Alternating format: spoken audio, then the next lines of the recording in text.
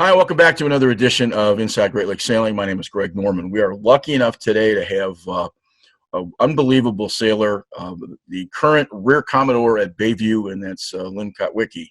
Did I say that right? Absolutely. Yep. Okay. I was asked that because if I'm not sure, there's nothing worse than either misspelling or mispronouncing somebody's name. So first of all, thank you for the time to sit down and have a conversation with us. Thank you. And we want to talk about a lot of stuff, but I start most of these interviews by starting the easiest point. When did it start for you? Pretty simple. Grew up as a baby powerboating and was fortunate enough to start actually sailboat racing with family when I was 9. So it was unfortunate circumstance. My mom had passed away and my dad was racing, and the boat owner said, "Well, Denny, bring your kids. Let's make this a family event." And I got to tell you, that was the aha moment that sailing is a family, whether it's blood or not. Yeah. Now you're from Warren, and you went to Warren Mott. Yep. I think I alluded to a earlier conversation that you were a Marauder, which is. You also went to Michigan, went to graduate school at Northwestern. Yep. Bit of a business background. I guess the easiest part is you started early. You've had some international experience and kind of the rest of it. I guess start with maybe a progression of where it started and where it kind of ended, and then we can kind of have a conversation about the rear Commodore and where the sport's going, and a little bit about women in sailing. So maybe start with where it started and give us a little chronological history. Sure, and stop me at any point because I can go will on certainly for hours interject. and days. I talk way too much anyway, so I get that part. Yeah, like I said, I started when I was young. One design racing on Catalina 38s, which the progression to today is interesting. A bunch of the folks that did the Catalina 38s migrated into the NA 40s and are now in the J120s, is which I race now. But so starting back in the day on the Catalina 38s with family and loving it, did my first Mackinac when I was 13, raced all through high school, but got a little burnt out and didn't take the collegiate path for sailing. I went to Michigan, as you said, was in the marching band, didn't do sailing. And when I started my professional career, I said, shoot, I can't really race and sail or, at a competitive level, but I can cruise, go out on Wednesdays or Saturdays every now and then. And finally I said, why aren't I racing? So I got back into it hardcore in 2001, never looked back. Talk a little bit about some of your international experience. I am so blessed. Actually, you can see my map behind me. I don't know if you can see the pins, but I joined Bayview in 2003 and had this conversation at the end of the mahogany altar at the bar with my friend Sandy Sabota. Thank you dearly. She introduced me to match racing. She said, hey, we're off to England to do this match racing event and we need one more. You happen to weigh fill in the blank how many pounds? And I said, sure I do. Got a passport? Yes. So that was my foray into match racing. Several years, I think I did the math between match racing and big boat racing. I did 13 countries in 18 months. Wow. What do you enjoy more, match racing or big boat racing? Oh, I'm at a loss. Totally different. Maybe a better question is, what do you like about match racing? And then the follow-up question, obviously, what do you like about big boat racing? There you go. Match racing is cerebral, right? There's a case book, there's rules. If they do this, you should do this. And if you remember certain situations, you can outsmart them perhaps. The rules on obstacles are just cerebral to me for match racing. Second thing about match racing, I was able to carry the American flag in Sweden, for our team. So it was kind of cool. Big boat stuff, the sleds, I would say is the teamwork aspect. There's so many people on the boat. Everybody has their job. There is no I in team. You have a bad apple, it's there. What's your expertise on big boats, and then what's your expertise on small boats as far as the sailing part of it? When we interviewed Stu Argo, he's a trimmer. So what is it that you do? And the only reason I'm asking is I just don't know. Sure. So, well, first off, Stu, I spent just over a decade on Equation, and he is absolutely one of my mentors. Stu and Ron Sherry and Chris Clark and all those guys. And thanks to Bill Elcott, of course, for owning the series of Equations. But from a big boat perspective, I've always been in the middle. kind of command central communication from front of the boat to back of the boat. And that probably goes back to my business experience and process design and communications and training, so that making sure there's juju amongst the crew. On what I'd call middle-sized boats, the 40-footers and such, I'm a trimmer. Love downwind trim and tactics too. Back to that cerebral part, understanding the weather and what's where. So a little bit of both. I asked the question. I coached women lacrosse for a long time, and you're probably in the position where you got to use brains, because women are much smarter than men, without a doubt. Much smarter. And I say that just on my own experience. Just when I started coaching women, the one thing I had to learn, because I had never had a sister nor a daughter, I had to surrender at the understanding of just surrendering, because I would go home in a bucket not knowing, because I thought I knew everything there was about coaching until I started coaching a large group of women. So on the boat, just make it a female crew and let them go, because it's just easier to work that way, because they're just smarter, you know. So I think that's part of that process. You said something about carrying the flag in Sweden, and I want to go back quickly to there's a 92 Olympic basketball team. Michael Jordan was talking about, and most all the players in the documentary they said they'd played at every level, and then they played for their country. And there was just something about that situation that there's no way it replicated anything they could ever think about. Was that similar to your experience? And it's weird. Yes, I'm getting choked up for two reasons. One is there weren't that many people there, right? There were maybe a dozen teams and a few hundred people. Doesn't matter. We're walking down the parade in Marstrand, and I'm like, can I carry the flag? And the rest of my crew was like, go ahead. I'm like, no, I have goosebumps. Like, it's so cool. Yeah. So yes, it's cool from that perspective, but it was also the time of, women in sailing in the Olympics, and was that the path to go or not? And so it was a special time. It was cool. The reason I asked the question, I had a chance to cover the 76 games in Montreal. I lived in Lake Placid for the 80 games in 1980. And one of the things that happened with the Russians in 1980 is when they came in, one of their very strong guys carried the flag straight out with his arm for the entire parade, never letting go. And they did some tests afterward to find out how strong you'd have to be to carry this huge flag without using a flag holder, which is what everybody else did, right? And they kind of concluded that this guy was the strongest guy maybe in Russia. But it was still this wonderful opportunity for people to represent their country, which is kind of the point. And there's a variety of stories in all kinds of sports about flag carriers for their countries. And I think it's pretty special. So that's the only reason I make the point. Yeah. Not many sailors get that opportunity. Even at the Olympic level, if you're making the Olympic team, most of the time, if it's a summer program, there's probably a basketball player or track star who's going to end up carrying a flag in front of the U.S. contingent for an Olympics. So not because of any other reason, they're just more popular than maybe sailing might be from that standpoint. Does your management background help you in the sailing world in terms of just being able to work through it and working through with crews? Do you think that there's some background that your strengths leave themselves to helping crews?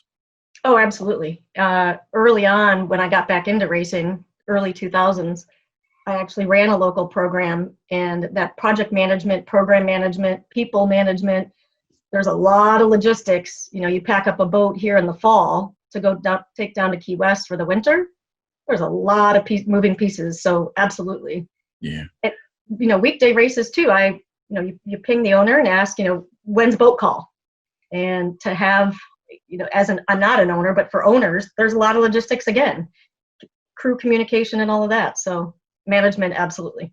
You obviously are a racer, but do you cruise at all? Absolutely. I have very, very dear friends that Wednesdays or Thursdays, obviously COVID's a different year, but booze cruising. We did it a couple nights ago. They said, okay, we're leaving the dock at 5:00. We had grilled some ribs and corn beforehand, looked up at the Windex and said, which way are we going? So we could reach, pretty comfortable. Off we went, had a couple drinks, some dinner, came back at sunset. Beautiful. The folks we've interviewed who've been involved in racing in this show seem to be either or, not inclusive. And the either or is we love to race. We really have no interest in cruising. And it seems the higher you go, the more ardent that belief is. The Peter Eislers and the and the world-class guys, the America's Cup guys, they're just absolute racers. They have no interest in sailing in terms of cruising. And it seems like it's almost a dividing scale. And I wonder if part of that's based on concentration or because that's just they're so caught up in the process. But I find it interesting that you're sort of split because if you love sailing, you love sailing. Well, and dare I say, I actually have a powerboat too. Last night was the Bayview Thursday off the dock race, and I'm still a little hesitant with the COVID thing, so I'm not racing with random crews. So I took my powerboat out and just enjoyed the sunset, enjoyed the racing, and just hung out. Bayview must be confused with some of their names for races. Now, this is an off the dock race. Would you have an on the dock race? That didn't make sense to me. No, I'm joking. I'm joking. Which brings me back to you are currently the rear Commodore at Bayview. You've been a member, I think, since what, 2002? 3, but yeah. 2003? Okay, so you've been there a while. It is certainly a preeminent yacht club in the Great Lakes and, for that matter, nationally.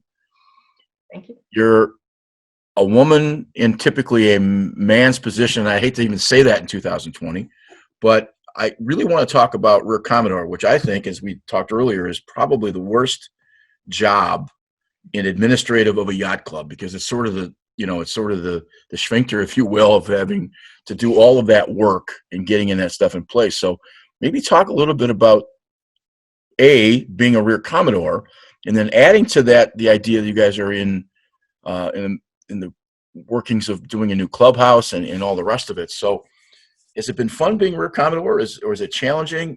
I'm sure it's challenging, but maybe address some of that. Well, there's a lot to unpack there. Yes. As far as being rear Commodore, it's my time to give back.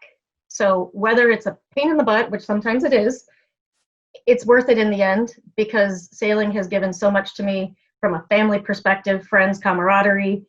I mean, everything. It makes it all worth it.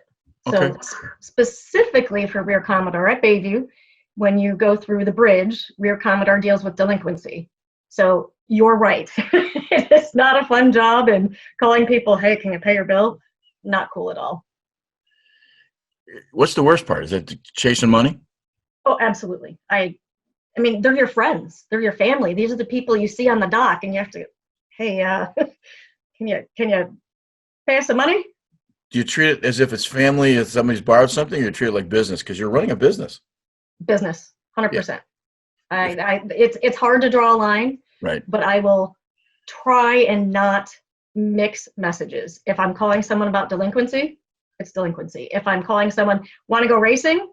Let's go racing. Let's go have fun. I try and not mix business and pleasure. Dumb question, but do most people realize that that's just a job that you're performing, or do some people take it personal? I often start the conversation with, as rear Commodore, it's my responsibility too. So almost have to lay it out, and it's like having a discussion on politics in this world on Facebook. You don't have a conversation anymore because you're afraid that no matter what you say, if you say the sky is blue, you might offend somebody. Right. And you did mention the renovation too, and yeah, oh my goodness, it is so exciting. You know, it took a long time to bring the walls down. It was going to be a renovation, and so you had to cherry pick the different projects, and it's so exciting to see the walls go up. But we are so fortunate to have Brad Kimmel and Mike Helm, who live and breathe the construction for a living, yet past Commodore and Governor leading this project for us. It's cool. It's a lot of fun. With the new clubhouses, both at Crescent and when you guys get yours up and finished, I think it's going to say a lot to maybe even attracting more members. I think because it's updated some not old tired buildings, but certainly in Crescent's case, it was an old tired building. But so were we. I think that lends itself to putting back to something, and when they see that, especially from the water, when people see it, they're at least curious. I know Edison closing had a slight effect on both of the yacht clubs, for that matter, all of the yacht clubs in the area, because people had to go someplace other than what they were at from that standpoint. But how much time do you actually spend on the actual, as a rear Commodore this year, on building project stuff, just in terms of management? It might be strange, but this year for the renovation, it's actually less because we're in that full construction mode for the bridge anyway, or for the rear Commodore. There are other people, other volunteers within the club. We have the electricians and plumbers, all these fantastic folks as members that are contributing time, but Rear Commodore towards the renovation this year, not nearly as much as the last 2 years in the planning phases. How do you build a building? How do you plan for building a building when you have at least 837 opinions on how that moves forward? That's a real question. No. You're funny, but it's true. So, like I said, the planning process was multi-year, and at several points, we asked people, raise your hand. If you would like to help with this, let us know. If you'd like to help with this, let us know.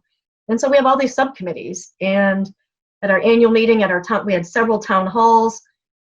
Now's your chance.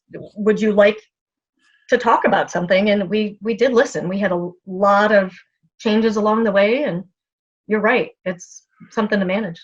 Above the doors at Crescent, they had put burgees so that it was a sticker instead of actually etching the glass, because it was just cheaper to do it that way. And I guess the burgee was off by some nautical formula, like something like a 1/4 inch. And there was discussion with a couple guys. And again, these are there are only two guys having this conversation with themselves in the corner, because nobody else cared. And it was like, so you get this multitude conversations going about the process. So I think that's part of it. Everyone's an expert. Why aren't there more women in leadership positions at your yacht clubs? Is that a fair question? It's a fair question. It's changed. I know at Bayview we were a lot behind, but at the same time, I think it's the matter of women wanting to be in those positions. There's a lot of men that don't want to be in those positions either. But that's good. No, that's a strong point. Yeah, no, that's a good point. It's a lot of work, right? Yeah. But it's also, you need thick skin. You need to show your expertise in multiple areas. And I just don't know that women were exposed for a long time to all of that. But now you look across, especially the Great Lakes, there's many women governors, commodores, et cetera. Yeah, I think it's changed. It was a conversation I've had with Loretta Ray. Yep. It's one of the things we were trying to do is maybe get some women who had the flag experience and have that conversation collectively. But it turns out I'm getting the opportunity to talk to them individually, which I think makes it for a better conversation, because I think it shows to the strength of what happens. And sometimes I don't think people realize I took over the junior sailing program 2 years ago, and the first year I just basically watched because I had no clue. I had organizational skills as a coach, which is kind of why they wanted me to get involved, because we'd had some organizational problems. But then having watched, writing down my list of 400 things. But the point is the last couple of years, I just put my hours into our system, and I was working during those 8 or 9 or 10 weeks, plus the video things we were doing. We were working 22, 24 hours a week. Oh, yeah. That's a really good part-time job. And I'm the only volunteer junior sailing director on the lake. Everybody else is a paid position. A lot of work. Being, we're Commodore, I'm sure that the hours add up to the same kind of thing. So I think you pointed out that some people don't want to, male or female, and part of it's because of the commitment to the time. And I think the club understands that commitment, but sometimes it gets lost in translation. Right. So that being the case, one of the things I want to ask you, and it just goes back directly, I know you started get the right term. You have a women's only program at Bayview, and I forgot the title. Women on Water. It's water. A regatta, a race. Yep. How do we get more women on sailboats, especially racing? I go back to the family thing. It all starts when you're kids, right? So I started racing with family, and now I'm on Hot Ticket, which is multi-generational family. So when you start as a kid, girl or boy, I think that just is inherent in that. Sure. Junior sailing's another way. Adult learn to sail programs is another way. In the last couple years at Bayview, we've had the hitchhiker program. So for our Thursday off the dock series, when it's less competitive but still racing, we opened it to the public and said, of course we couldn't do it this year, come on down on Thursday nights, meet at a certain area. Any boats with the green flag flying, they're willing to take people off the street. So of course we, whether it was biking events, gyms, etc., that's where we got most of our folks, the outdoor enthusiasts, athletes and such. But I think it's just spreading the word and opening the opportunities, male or female. and the women will come along. Is the sport caught between the sport, both juniors and adults? You're kind of caught in this limited number of people that want to sail, number one. And part of it because it's cost prohibitive. It is. It's just expensive. Mm-hmm. And so junior members, and I say junior members, guys under 35 don't necessarily, I mean, I've got a 30-foot O'Day. I'm sure that to me, it's worth $6 million. I probably can't sell it for more than 15. But even if I were to sell it for 8, there would be nobody to buy it because there's just not a marketplace. And if you're racing a J70, if you're racing a J120, what's a J70? That's got to be that's a $40,000 or $50,000 ticket. So it does change. And then on the junior side, we have schools in Grosse Pointe that are closing, elementary schools. The number of kids, we're all sharing the same finite number of kids. And I think part of it is, so we keep talking about giving people opportunity, but I'm not sure where the opportunity comes from. And maybe that's the dilemma. Yeah, and I think that's where this hitchhiker program took off, because there are boats out there that don't have enough people. Right. So as you're saying, and I need crew, and actually, again, I hate saying this year, but there's a lot of boats that say, I would have raced had I had more crew. So when we just introduce it through gyms and other athletic events, just time to light bulb is what I call it. I love it. Oh my gosh, that was great. I'm coming back. Right. I'm inviting my friends. So that's, we could do a better job with our Learn to Sail programs. That's where we get a lot of, the flag is, we're quick to say, oh, we have 7 new members. And then you point out that there was 6 people this past month who were like 100 years old that died. Well, it's only a net 1 instead of a net 6.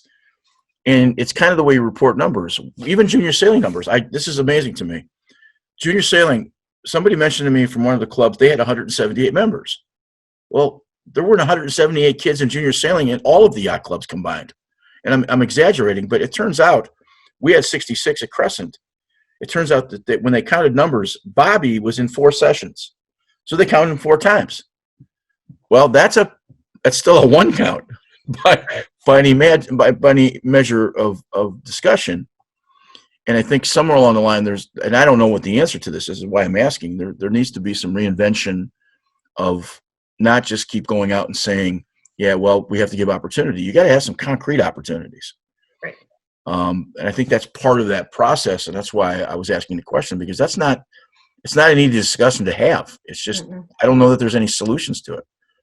No, I think as you were talking, trying to think of the different types of events. From this Thursday off the dock, pretty casual, we had what we called the Friday night fights, which were on our club boats, so you didn't have to own a boat at all.